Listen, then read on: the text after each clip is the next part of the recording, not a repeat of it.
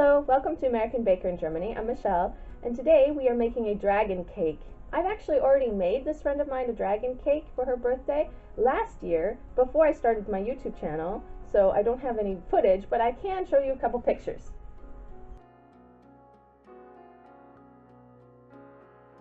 And I was pretty happy with that dragon cake. The dragon itself was Rice Krispie treats, and it was on a 10-inch chocolate cake with rainbow buttercream. The only problem with the cake is that it was very large. I don't know how many of you can eat a 10-inch cake by yourself, but it's actually kind of a challenge. So this year we've decided to make just the dragon out of cake.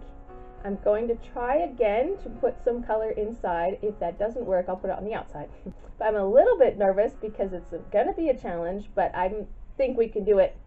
I have confidence. So let's try this. Let's get started. I start out with a 7-inch round vegan chocolate cake. I began by carving a spiral into the cake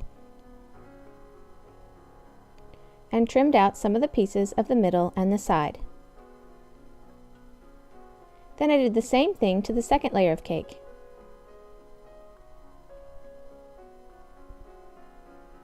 I laid them on top of each other and trimmed them to be the same size.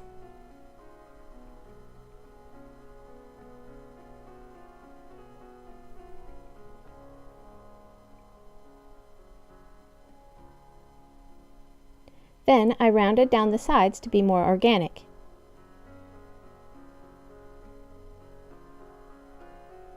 Now it's time to create the dragon in 3D.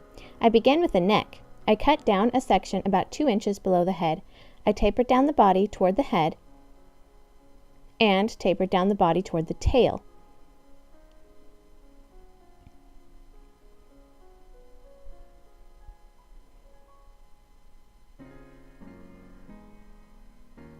I tapered the head in a triangular shape down to a point. Then I rounded down the bottom of the cake toward the cake board.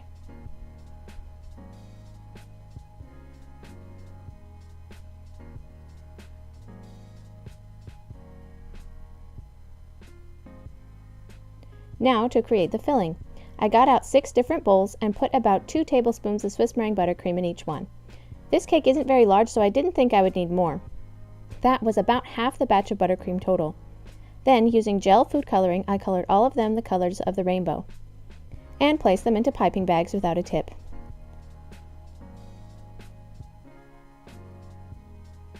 I carefully removed the top layer and piped the buttercream in rainbow order to fill the cake.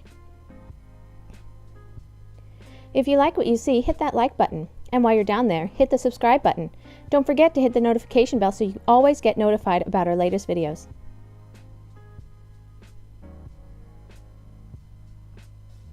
Then I carefully place the top layer onto the bottom layer. You may have noticed that there aren't any legs. I used offcuts to create the legs of the dragon. I carved them down a bit to make them the right size. Then I chilled the cake in the fridge to set up the buttercream before cleaning it up.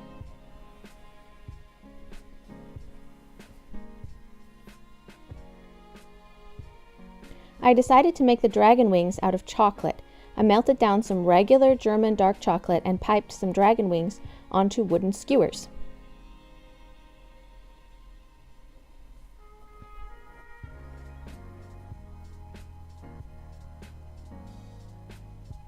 I made an extra just in case. I smoothed them with a small spatula and set them aside to set up.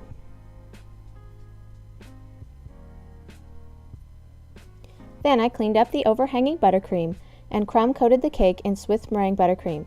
It took some time to smooth, so I used a small spatula and took my time getting into all the nooks and crannies.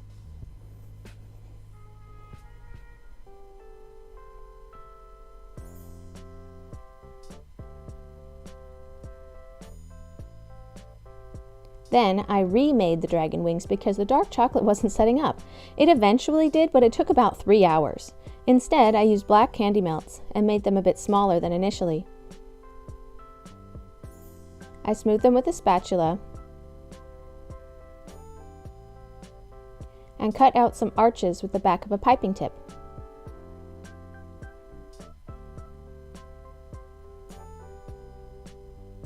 I decided to make an ombre of fondant. I began with dark red in the middle, then red on each side, orange next to that, and yellow on the outside. Then I rolled it out like that. I had a bit of trouble sticking to itself, but otherwise it worked fairly well.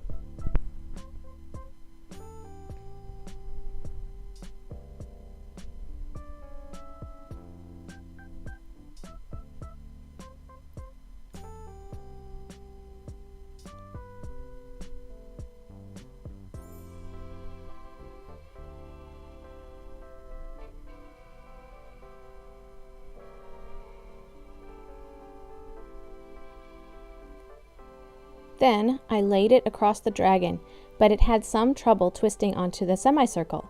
I ended up with a diagonal seam. Let's be honest here. This part didn't go so well. I had tears in the fondant. I had a long seam across the body of the dragon. I had buttercream rubbing off onto the fondant. I wasn't sure it would end up looking even remotely okay at this point, but I couldn't let down my friend.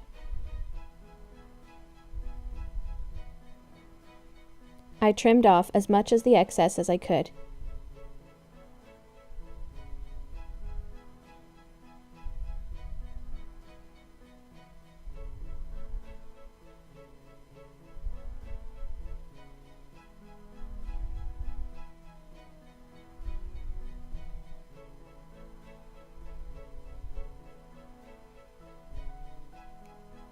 I used a piece of excess fondant to cover the rest of the tail.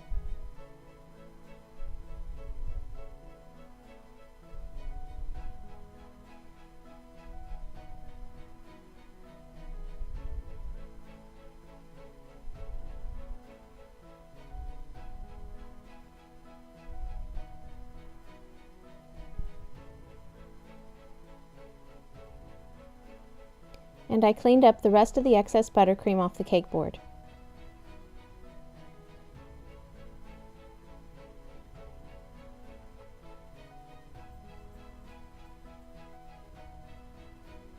Then I created a fondant paste with excess fondant and added some clear alcohol to thin it down.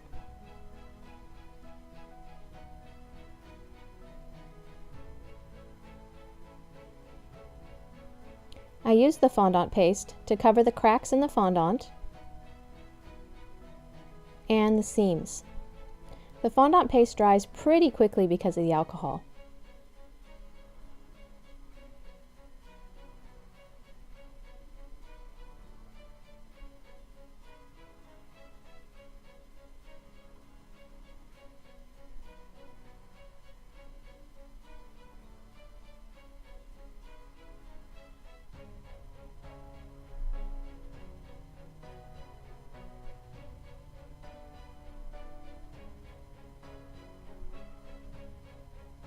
I pressed a ball tool to create some eye sockets.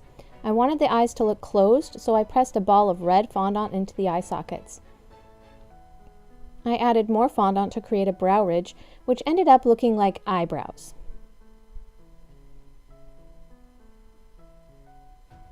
And small snakes for eyelids.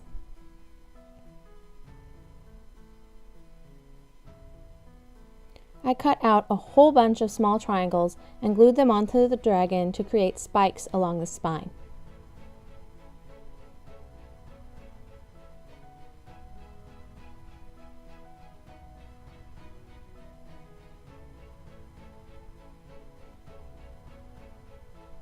I emphasized the legs a bit and used a round piping tip to cover the dragon with scales.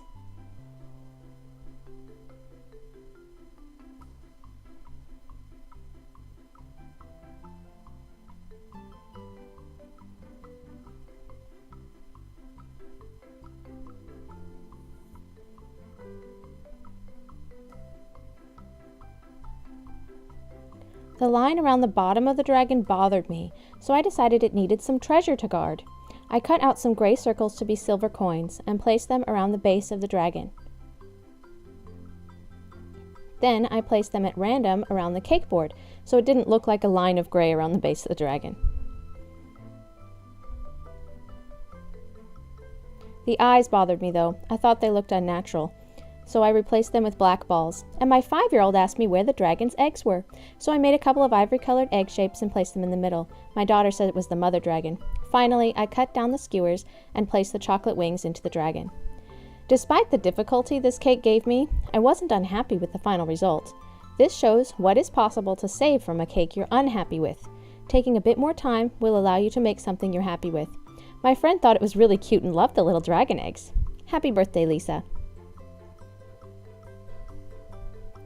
For more cakes and tutorials, visit our website at AmericanBakerInGermany.com. We're also on Facebook and Instagram. Subscribe for a new cake every week.